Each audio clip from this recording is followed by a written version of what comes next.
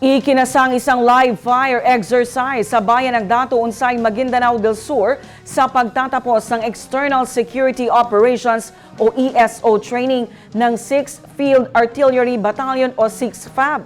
Nanguna sa LFX si 601st Brigade Commander Brigadier General Edgar Catu at 6FAB Commanding Officer Lieutenant Colonel Tara Cayton. Ang detalye mula kay Naphtali Velarde. Pagpapakita ng kahandaan ng artillery troops sa pagbibigay ng fire support sa mga maneuver unit ng 6th Infantry Campilan Division ng Philippine Army sa aktwal na operasyon, ang layunin ng ikinasang live fire exercise sa bayan ng Dato Unsay, Maguindanao del Sur sa pagtatapos ng External Security Operations o ESO training ng 6th Field Artillery Battalion o 6FAB.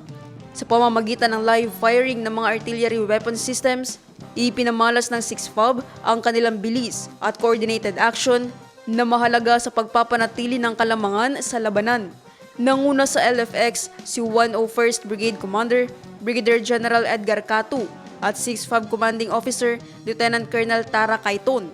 Pinuri naman ni 6th ID at Joint Task Force Central Commander Major General Donald Gumiran ang ipinakitang galing ng mga artillerymen at binigyang diin na mahalaga ang kanilang papel sa kabuuang operasyon ng dibisyon. Naphtali Velarde, iMinds, Philippines.